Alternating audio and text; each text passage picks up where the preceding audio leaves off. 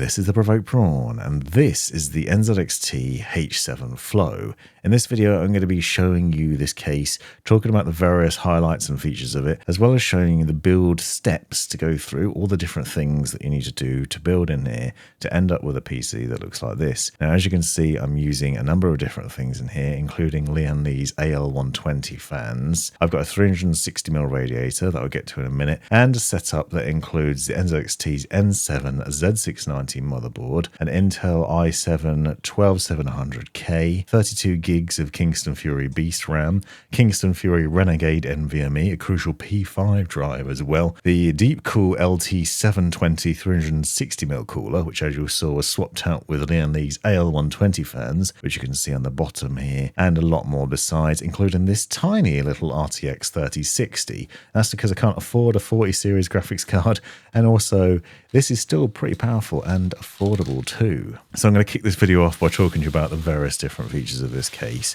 and the build process for it. As you can see, doing quite an interesting build here with the RGB lighting, but as standard, this is an affordable case with a number of different highlights to it that I want to point out. You're able to mount a 360mm radiator on the front or on the top, and you can do push-pull on the front as well, so there's enough room for fans on both sides of the radiator if you front mount it. You'll see that it has airflow capabilities both on the front and the top, which is something that the standard H7 doesn't, and I've done a video separately with a build guide on the H7 standard model that I'll link to in the description, which was a lot more straightforward because it didn't have any RGB lighting in it, and it was a bit basic in terms of the build. So if you want to see a simpler build with an air tower CPU cooler instead of a all-in-one radiator and RGB fans, and check out that video. But there are a number of things to like about both variants of this, although obviously not my capabilities of not dropping things on the floor. You'll see that when you take off the front panel and the top panel, you have some dust shielding. Obviously you've got this perforated housing to let air through, but then you also have that dust shield that you can take off and clean. Now, as standard, it comes with two 120mm fans pre-installed, but you can fit three 140mm fans on the front. You only get two fans, one on the front, one on the rear. They're both 120mm, but both can be upgraded to 140mm if you want to. You can top mount three 120mm or two 140mm. I'm going to leave all these specs in the description below so you can find out more about them. But there's some interesting options there as well. Popping off the rear, you'll see there's a lot of cable channeling, and this is one of the things I liked about the original H7, and the Flow is no different. It has some nice cable channeling on both sides of the motherboard tray at the rear. There's also this cable hiding shroud that you can see is that white metal thing, which actually does get in the way, and I'll cover that a little bit more later on in terms of plugging cables in, but it does also hide things away quite nicely, and it adds a nice sort of contrasty accent to it when you've got the black and white theme going on, especially once you get to the full installation with the motherboard, which is also obviously black and white, and then the fans, which are white. So we've got some nice colours going on in here in the end of the build, I think, personally anyway. You can see when it's stripped down, it looks pretty basic, and it does feel fairly cheap, but it is pretty affordable in terms of the price of the thing, and it also is still pretty flexible as well. You can fit multiple 2.5-inch SSDs and as much as two 3.5-inch hard disk drives in here as well, so there's trays and bays for those things. I am, however, not using any of those things. I am going to be setting this up with NVMe SSDs in this build. I'm going to guide you through that setup process, and it's a lot easier, but you can see on the right hand side here, just below where the motherboard's going to mount and those cable channels, that there are two plates for SSD mounting if you want to do that, so you have the option of mounting SSDs quite easily in here. There's also room enough, and as I'll show you in a minute, I'm going to install a 1000-watt power supply unit down the bottom there, and there's plenty of room for it, and I didn't feel like I had to remove the hard disk drive caddy for that either.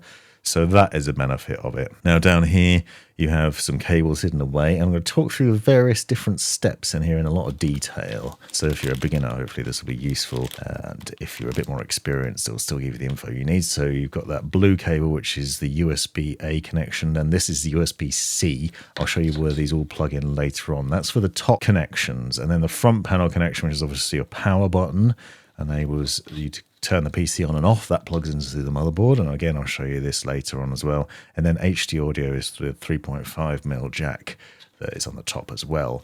So you need these cables that are already channeled and sort of run down the back of the case, and you just need to connect them up. And then obviously you have the fan power connectors. if you're going to be using those fans, I'm not going to be removing them. Now for this build, I'm using a Z690 motherboard with an Intel 12th Gen CPU. I'm going to do a separate video on this, but I'm going to quickly show some of the things that are included because it has Wi-Fi 6 capabilities with a couple of antennas that you can screw in for improved signal, but it also has an Ethernet port as well. You also get some extra data cables, so this will obviously connect up SATA SSDs and hard disk drives. You're going to be using those. You can see we've got 4 cables, some with that 90-degree angle on them, and you use those connect up, as I said, 2.5-inch or 3.5-inch drives. We're not going to be using them in this build, but I will demonstrate how to do it. So here's a Kingston drive, for example.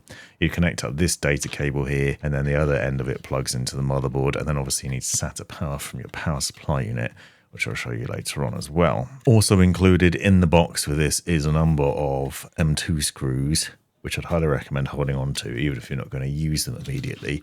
And these are like gold dust, I've found, because you often don't get these with NVMe drives when you purchase them. So I'm going to be installing 2 NVMe SSDs on this board to make the most of the PCIe Gen 4 connectivity, because it can take multiple drives, so you can actually get loads of storage on here and still get really fast speeds out of it. At the rear, you'll see obviously a mass of USB connections.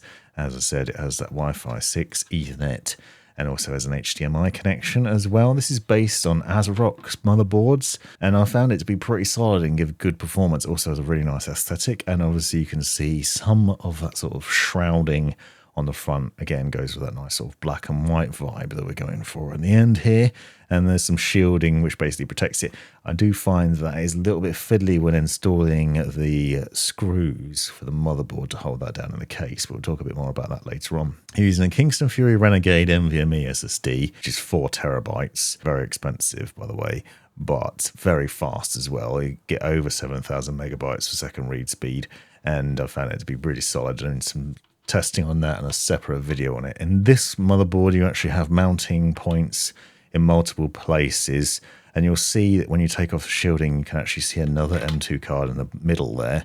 That is the Wi-Fi antenna card, so essentially the cables run from that to the back of the motherboard. So wouldn't remove that if you want to use the Wi-Fi, but then you'll see that these shieldings are not particularly fancy, sort of plasticky feel to them, not really good quality, not feeling like they're going to dissipate a lot of heat, with the exception of this top one, which is screwed down, and then there's actually magnets on either side as well that's worth noting about, and then there is a thermal plate there, so it should have some dissipation. However, because I'm using a NVMe SSD which already comes with its own heat shield, as you've seen already, you won't be able to put that back on. Something to bear in mind. I'm going to do a separate video on a lot of the different things featured in this, so check out the links in the description and have a browse on my channel and see if there's anything else of interest. But here you can see the drive itself, which will be used mostly for games and for other things because of the sheer size of it. Obviously, you wouldn't necessarily want to install Windows on that, but it is a chunky beast, and obviously with that heatsink as the bonus of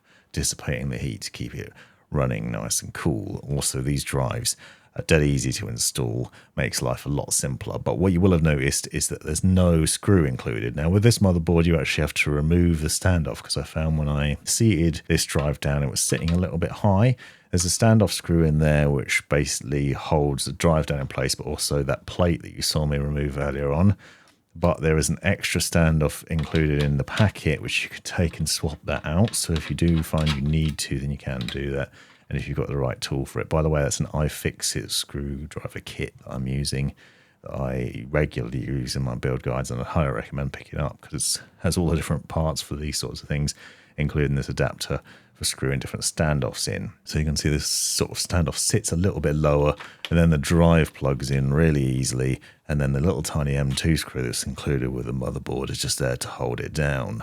Usually with these drives, it's best to use the top slot. They often give the best speeds. I actually used the top one and the middle one and did test, and both of them I found they both had X4 speed, so you do get maximum speed out of it. But what you will see is that shielding that was originally there now won't go back, so the drive is constantly exposed, and you can't even put the white shield at the top of it. Something to bear in mind if you're buying a drive with a heatsink And that's often the case with a lot of motherboards I've tried, is that shielding will not account for those heat shields that you get. But you probably get better performance out of one with a built-in heat shield rather than that in the motherboard anyway. So it's not a bad thing.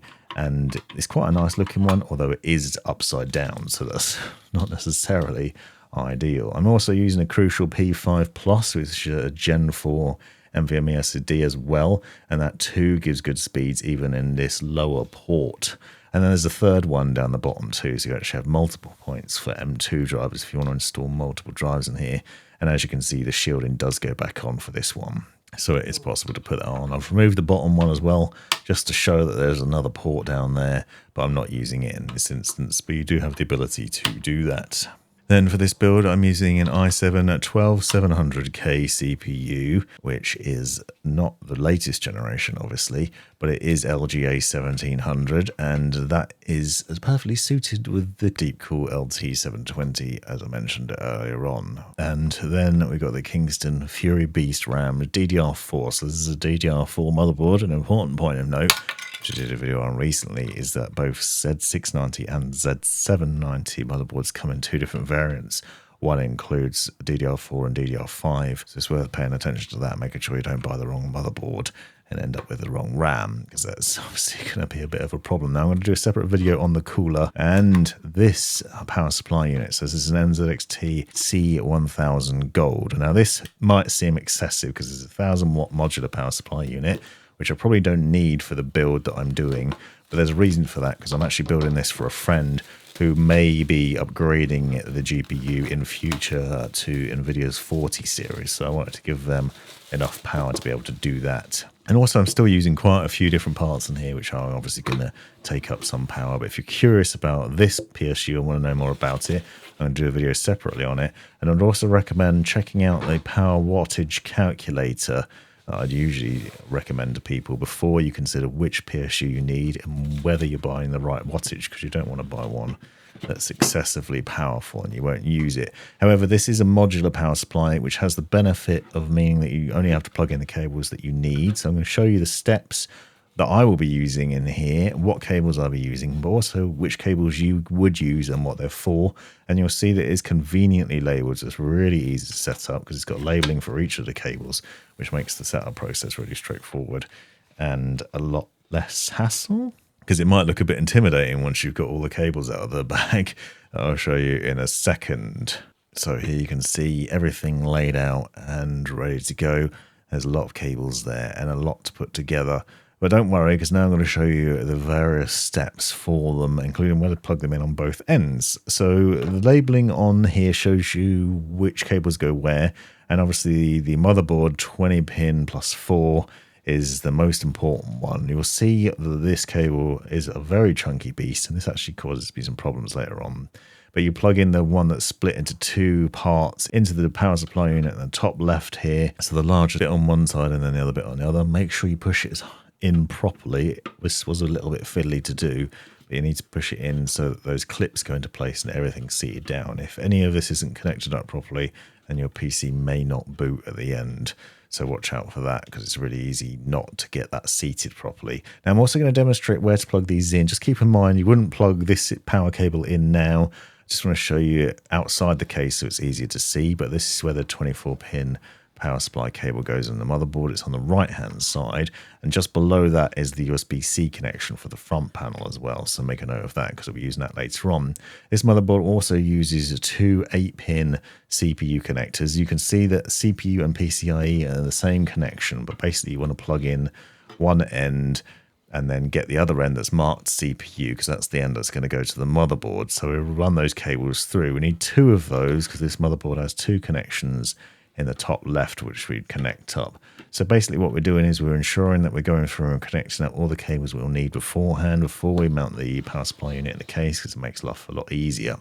Then you'd run these through around the back, and I'll show you where in a minute, up to the top left. One simply plugs in here, and again you'll note that there's a clip on the top of the cables that plugs in and it just hooks over and holds it into place.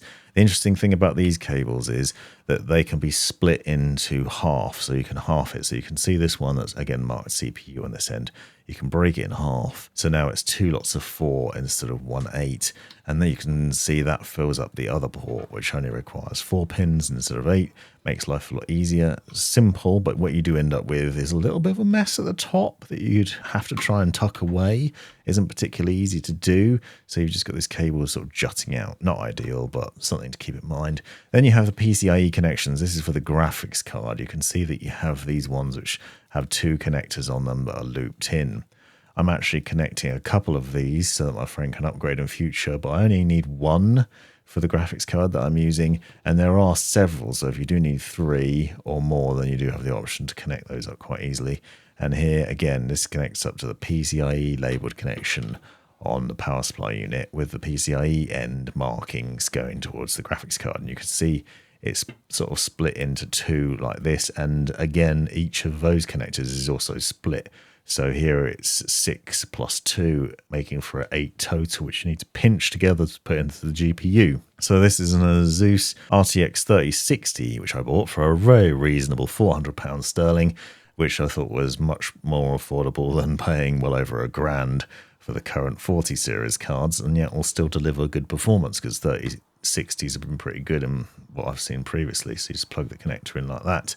Then you have the flat SATA power connectors, and that goes in the peripheral and SATA connections in the bottom left. I mentioned earlier on that you'd use these for things like 2.5-inch SSDs, and also for your hard disk drives if you're using traditional platter hard drives. You'll notice that there are daisy chains. There's multiple connections on one cable, so you can actually plug in multiple things. So if you've got multiple drives, you can connect those up and not only need to use 1 cable theoretically, depending on how many you've got. And then you can see the Lian Li AL120 controller here, which has the power connection there. Now, I've done a separate guide on how to connect up Lian Li's fans with the controllers and the logic and the wiring logic of it, which I'll link to in the description because it's going to go into a lot more depth than I will in this video, but I'm going to show you the steps for connecting up that controller and where you'd plug in the fans a bit later on. And this is the Molex cable connector, which is very rarely used in my experience, but I'll just quickly demonstrate what you might use it for and where you plug it in. Again, this is a peripheral one, so it goes in where the peripheral markings are in the bottom left here with peripheral and SATA. You plug that in there, and then again, you've got this daisy chain setup that you can use for various things. Historically, it was used for things like DVD drives and CD drives, but also you would use it for liquid cooling reservoirs like this Corsair one, the XD5 pump. That has one of those connectors on the bottom of it to power the pump. So you might find various different things. I'm not using a full custom loop liquid system in this, so I don't actually need this connector. So I wouldn't plug it in. So if you're not going to be using it, don't plug it in. There's no point in connecting cables that you're not going to be using. It's going to be taking up extra room in your case. But just in case you're planning a different build to what I have, there's the tips. And this is what you end up with when you've just plugged in the cables that you're going to be using, which you can see is quite a lot of cables. And the reason to do this beforehand is because it's a lot easier to do it now than it is to put it in the case and then try and wash your hand into the gap. So this is the Deepcool LT720, which is an interesting cooler, 360mm cooler, which I'm going to do a more in-depth video on separately, where I'm going to talk about the various highlights that include this infinity mirror. And also I found runs remarkably quietly. The pump is very, very quiet at just 19 decibels. And obviously it comes with its own fans, which are also designed to give great airflow, but you can swap them out as I have done. And Deepcool probably won't be very happy about me using Lian Li fans on it, but I wanted to set off the accent of the rest of the case. It has connections on it which connect up to the AIO pump header, so you can see there's a cable coming out of the pump itself connect up to the AIO pump header. It also has some interesting design highlights that include a little teat, I'd say, on it, which essentially allows over time to stop air bubbles building up in the system. It's a clever design from Deepcool. Also, very easy installation, very straightforward from what I've seen, and a clean looking design. It has some intelligent things on it as well. You'll see that there are magnets on the pump so that the mirror system basically just pops on top of it really easily. And there are clips on the tubes as well to keep them nice and neat too, so you can get a good looking aesthetic with it. Now this will work with a variety of different sockets, including the LGA 1700 out of the box, which is obviously important. And then you have this infinity mirror with an RGB connector which runs to the 5-volt RGB header on the motherboard, which presents a bit of a problem for me because the cable's not quite long enough, which leads to a bit of a mess. So something to keep in mind, I'll show you as we go through this build process. Now, as I said, you would normally use these fans that are included with it, and that's what they'd want for you to do, because they are FK120 fans that are designed for a perfect balance of performance and efficiency. They spin from 500 to 2250 RPM and deliver 85.85 CFM and high static pressure as well. And I'll leave other information in the full review of this. But what I wanted to do is swap them out, and it is possible to do. I get asked this a lot, whether you can swap out this radiator with these fans, and it is usually the case. You may be sacrificing some cooling performance, but otherwise it's fairly straightforward. One of the nice things about this setup is the logic of how you install it. So you get this little cable included here, which has 3 connectors on it that go into a single one. So you connect up the fans and then they connect up the CPU pump head. I'll show you that in a minute. You get a bag full of screws for screwing the fans to the radiator and then radiators to the case, and another one with standoff screws, and then 2 bags, one with Intel and one with AMD brackets. This is all clearly marked in the manual, but I'm obviously going to show you the installation process for the Intel one, and you also have everything you need for this setup process. So quickly, you can see here that I've installed the fans on this for the demonstration purposes. I wanted to just show the logic of this. So you have this cable split into 3. You connect up the 3 fans that are coming off the radiator, and this means that you can then hide most of the cables at the back of the case as well. So when you're doing this, make sure that you've worked out the logic of where the radiator is going to go, where your pump's going to go, and when you install the fans, make sure that they're facing so that the cables can run to the back quite easily. Then this cable comes back through and plugs into the CPU fan header on your motherboard, which you can see here. That enables your motherboard to control the fan speed of the fans on there and keep those running so it cools the rad nice and cool. And also you have the AIO pump is connected to the AIO pump header on the motherboard as well. So both things are controlled by the motherboard with relative ease.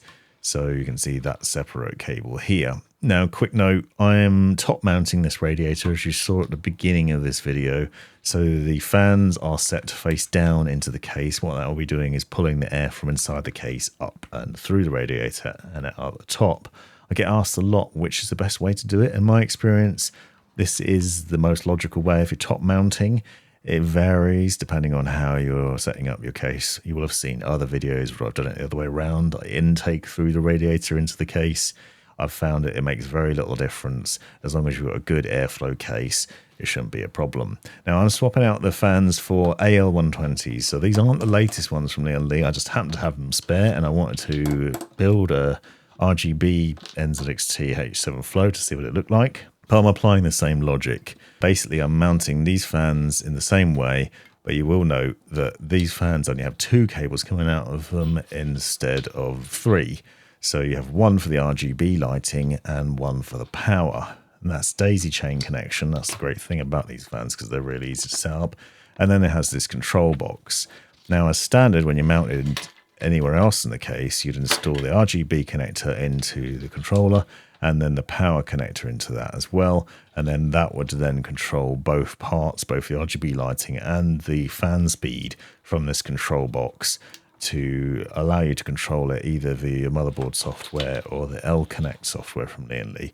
However, what I'd actually recommend doing is not using the power connector in that controller from these fans that are put on the radiator. Instead, apply the same logic that I just did with the deep cool fans and plug the single power connector into the CPU fan header on the motherboard. So that will allow the motherboard to control the Lian Li's fan speed, but the RGB control to be done via L-Connect still. So more on that setup later on what you do with that. The next stage is to prepare the cooler, and I'd recommend doing this before installing the motherboard. it makes life a lot easier to mount all the things. Now we have the Intel bracket here, and we also have the necessary standoffs. There's actually standoffs for the various different sockets.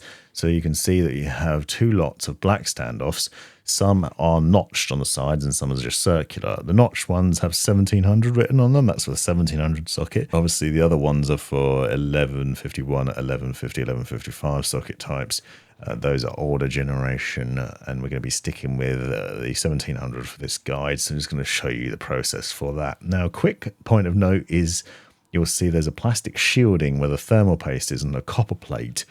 And it is not actually usually possible to mount this mounting to that without taking that plastic shielding off. I actually cut round that. So if you want to do the same logic, basically what I've done is I've cut the plastic out so it only sits over the top of the cold plate around very, very small parts. So I can access the screws to screw these down. So I'm basically screwing in these brackets around it. Because what you don't want to do is take that cover off, install all of this on there, and then accidentally wipe some of the thermal paste off before you've installed it. Just a small tip there. The Intel backplate is adjustable, and for the LJ1700, we need to make sure the pins are into the four corners. You can see that Intel's written on the back of it as well.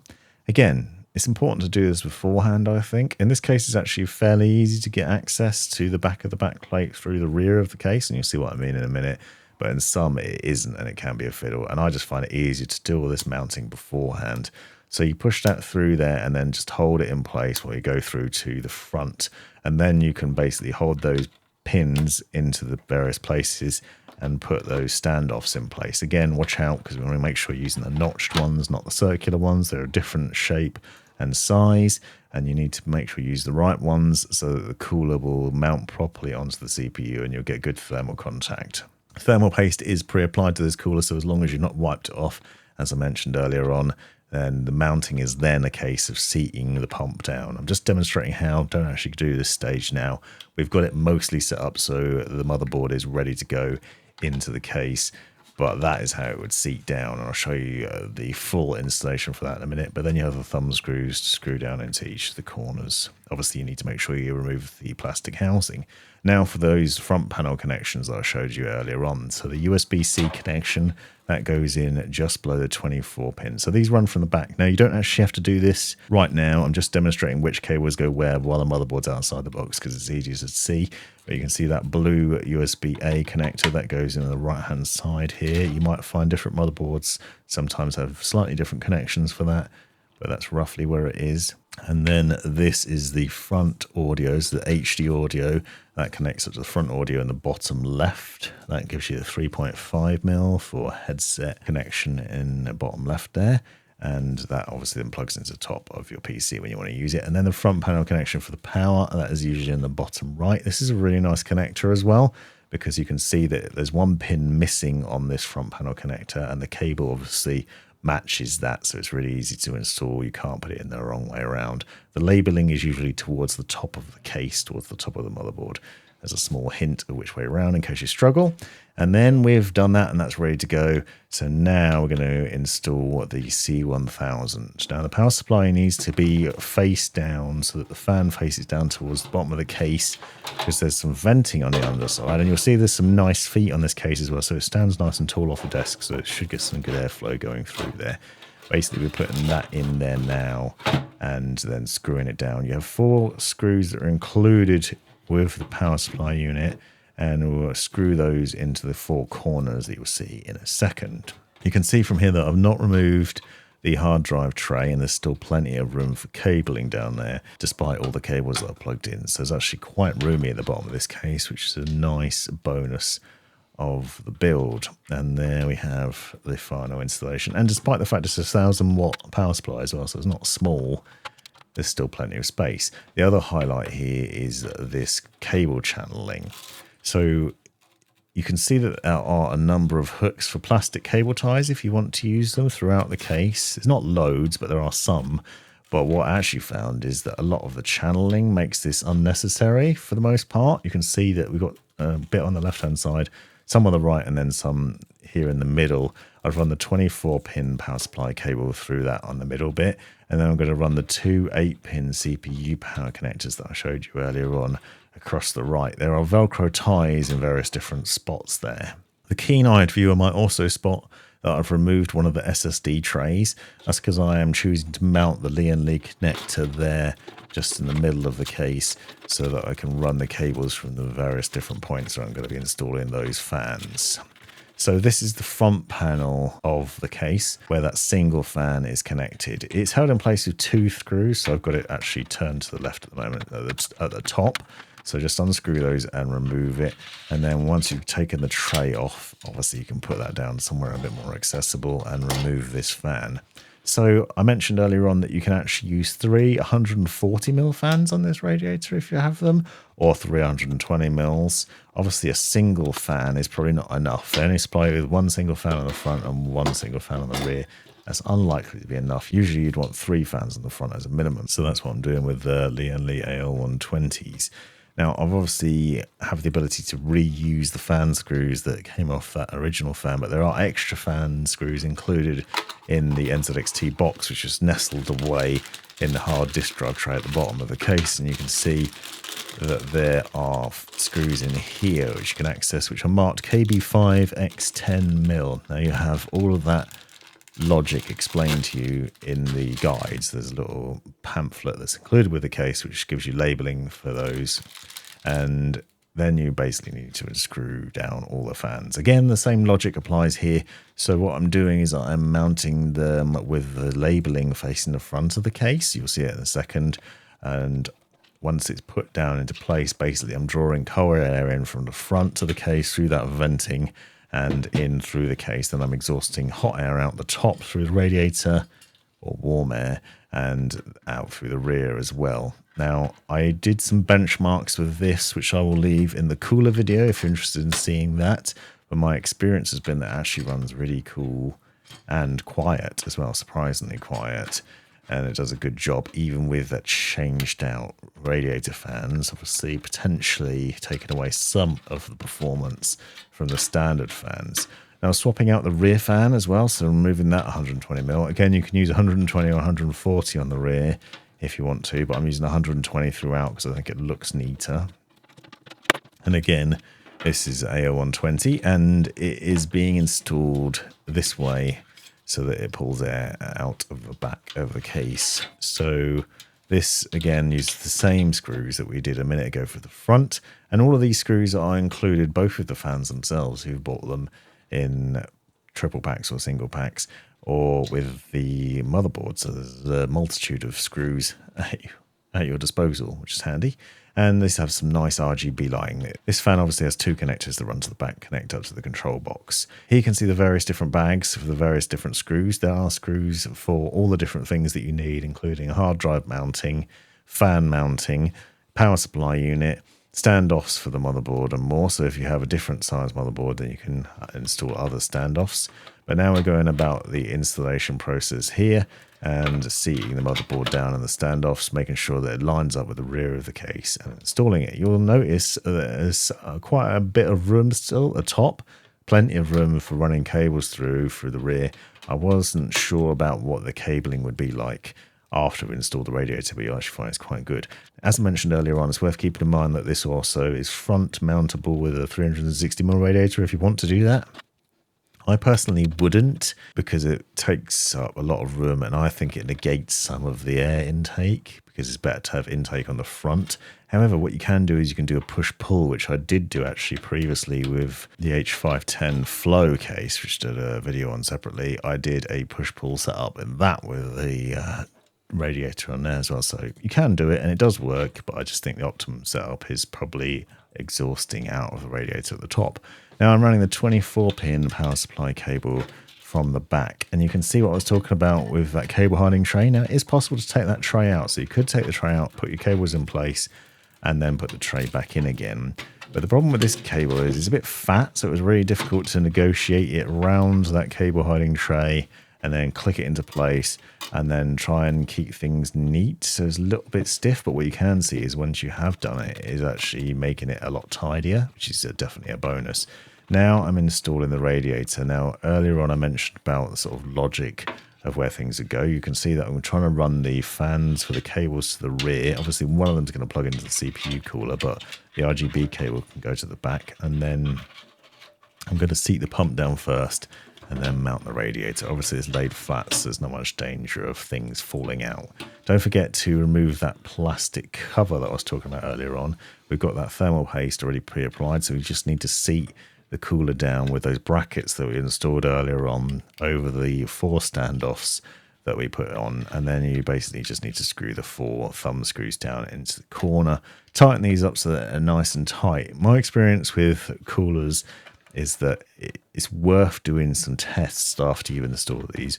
Run some benchmarks once the PC's all set up to make sure you've got a good temperature on it. If you find that it's running a bit too hot, it could be that you've not tightened these screws down enough, or that you've managed to damage the thermal paste during the installation process. What you will notice is I've also installed it with the tubes at the bottom, because the way the pump head mounts, so that cover with the infinity panel basically has notches at the bottom where the tubes are going to sit. Another thing that I will note is if you're using the same one, that there is some plastic peel on the infinity mirror, which I'd recommend taking off now, which is something I didn't do before you install it, because it comes off faff to take it off afterwards.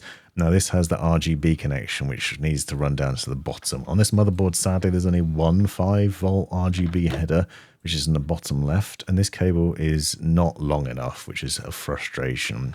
So I was trying to be clever and run it through the side and then down to the bottom and plug it in here, but you can see it only has a 3-pin connection, and the cable itself is too short, so it ends up being a bit problematic, and it's not long enough to run up to the top and down to the bottom, or even through the side and down to the bottom, so it ends up being a bit of a mess, which is unfortunate. One small part, but obviously that's not the case's fault, or the motherboard necessarily, or maybe it is the motherboard and the cooler, but it's a frustration which I actually had with 2 deep cool coolers recently, a small one. So that has RGB control from the motherboard once you've connected that up to do the RGB lighting on the pump head, whereas the fans are obviously RGB controlled from the control box. Normally there's no RGB lighting on the deep cool fans that come included with the radiator, so I'm actually adding a nice aesthetic, potentially trading off some of the cooling performance, but not in my experience, because it's actually been really good. So then there are a number of small screws that need to be mounted to the radiators at the top of the case to set this up. Quick note is there's no push-pull capabilities on the top. You can see there's not enough space for that. You can mount up to a 360mm radiator, as you can see I've done, but there's no space for fans on both sides, because it would take up too much room. You wouldn't be able to do it, but if you want to do it on the front, you can. And then the fan cables, once again, as I said, plug into the CPU fan header, and the pump plugs into the AIO pump header on the motherboard. Don't forget that, it's very important you plug those in to make sure that everything's running well and the CPU gets the cooling that it needs. So you can see me just going about the process of screwing in those top screws for the radiator to make sure that's held down. You can see that there is enough room for 140mm fans on top though. So if you want to do 140mm fans on top for exhaust and then front mounted radiator for intake, you can do that. And then the stages here are once again revisiting that cabling that I was talking about earlier on. So the USB-A connection, also found fiddly, as you can see, to plug in through that cable harding tray, and the USB-C connector, which plugs in below the 24-pin power supply cable. And then obviously the RGB controller. Now, as I said earlier, I've done a video separately on logic to how you connect up these fans, but it's fairly straightforward. This control box will allow you to control up to 16 fans in groups of 4. So you can have 4 per each connector. So basically you've got an RGB and power connector for each fan in the group. I obviously only have 3 groups of fans here, 2 3s and 1 single one on the rear. So you connect up the 2 that you need to from the front and the rear, both RGB and power connectors. They're separate and slightly different connectors, so it's easy to get those in the right holes because you can see that they're completely different. It's not too hard, so you're just basically connecting those up. And again, just remember that the RGB connector from the fans on the radiator connects up to this control box, but the power connects up to the CPU fan header.